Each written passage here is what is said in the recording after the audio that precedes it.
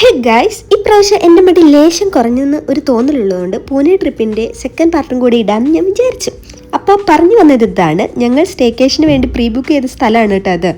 ആഹാ, പുറമേന്ന് കാണാൻ തൃശ്ശൂർ മെഡിക്കൽ കോളേജിന് പോലെ തന്നെ ഉണ്ടല്ലോ എന്നായിരുന്നു ഇത് കണ്ടപ്പോൾ തന്നെ ദീപ്തി ഗാരുവിൻ്റെ ഫസ്റ്റ് കമൻറ്റ്. അത് ഞങ്ങളെല്ലാവരും ഒരുപോലെ അക്സെപ്റ്റ് ചെയ്തെങ്കിലും അകത്ത് കയറിയപ്പോൾ അതൊക്കെ ഞങ്ങൾക്ക് തിരുത്തേണ്ടി വന്നു. കാരണം അത്രയും അടിപൊളിയായിരുന്നു. കഴിഞ്ഞ പ്രാവശ്യം നമ്മൾ തിരഞ്ഞെടുത്ത സ്ഥലത്തുണ്ടായിരുന്ന എല്ലാ പാകപ്പിഴകളും ഇപ്രാവശ്യം തീർത്തു എന്ന് തന്നെ പറയാം.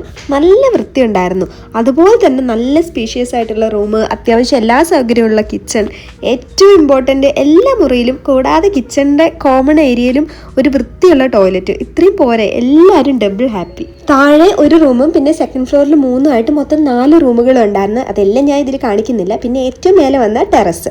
പിന്നെ വീടിന്റെ മേലെ ടെറസ് അല്ലാതെ പിന്നെ എന്താ ഉണ്ടാവുക അങ്ങനെയൊന്നും എന്നോട് ചോദിക്കരുത്. കാരണം ഈ ടെറസിൽ നിന്ന് നോക്കിയാൽ ചുറ്റുപാടും നമുക്ക് നല്ല കിടിലം വ്യൂ കാണാം. അതുപോലെ കാറ്റും, തണുത്തിട്ട് വർത്താനം പോലും പറയാൻ പറ്റുന്നുണ്ടായിരുന്നില്ല. അതാണ് ഈ ടെറസിന്റെ പ്രത്യേകത.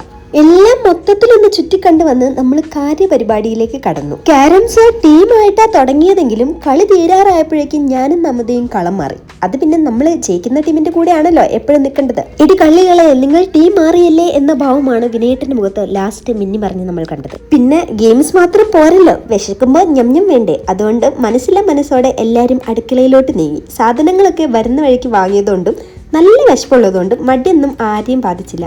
എല്ലാവരും നല്ല ആത്മാർത്ഥതയോടെ കുക്കിങ്ങിൽ ഏർപ്പെട്ടു. കുക്കിംഗ് ഒരു വഴിക്ക് നീങ്ങുമ്പോഴേക്കും ഒരു സൈഡിൽ കലാപരിപാടികളൊക്കെ ഞങ്ങൾ ആരംഭിച്ച് എല്ലാവരും നല്ല വൃത്തിക്ക് എൻജോയ് ചെയ്യുന്നുണ്ടായിരുന്നു.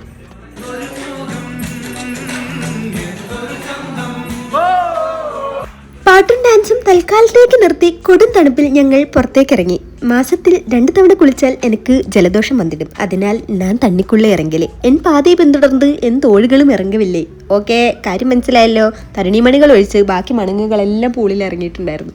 തുടർന്ന് പൂളിൽ നിന്ന് കയറിയവന്മാർക്കും പൂളിന്റെ സൈഡിൽ കാവലിൽ നിന്ന് ഞങ്ങൾക്കും കാലും പല്ലും കൂട്ടിയടിച്ചിട്ട് നിലത്ത് അമർന്ന് നിൽക്കാൻ പറ്റുന്നുണ്ടായിരുന്നില്ല. അപ്പോഴാണ് ടെറസിൽ ഹോമം നടക്കുന്നുണ്ടെന്നറിഞ്ഞ് എല്ലാം കൂടെ കൂട്ടത്തിൽ തീ കായാൻ അങ്ങോട്ട് ഓടിയത്. സത്യം പറഞ്ഞ ഒരു വിറകുകൊള്ളി പോലും നല്ലത് അവിടെ ഇല്ലായിരുന്നു. അതുകൊണ്ട് ടെറസ് കണ്ട ഒരു ടിവിയുടെ കാർഡ്ബോർഡ് ബോക്സ് തല്ലി പൊളിച്ചിട്ടാണ് ഞങ്ങൾ തീയിട്ടത്. പിന്നെ മൊത്തത്തിലൊരു പുക മയമായിരുന്നു. അങ്ങനെ തണുപ്പിന്ന് ലേശ ആശ്വാസമൊക്കെ കിട്ടിയപ്പോൾ ഫുഡ് കഴിക്കാൻ ഞങ്ങൾ താഴോട്ട് വന്നു. പിന്നീട് അങ്ങോട്ട് എല്ലാവരും നല്ല ഭക്തി മാർഗമായിരുന്നു. ഭക്തിഗാനം ഒക്കെ ഇട്ട് ചിക്കൻ കറിയും കൂട്ടി ഞങ്ങൾ ചോറുണ്ട്. അപ്പോൾ അത്രയേ ഉള്ളൂ. ഇനിയും മടി കുറയുവാണെങ്കിൽ അടുത്ത പാർട്ടുമായിട്ട് വീണ്ടും വരാം. അതുവരേക്കും ബൈ.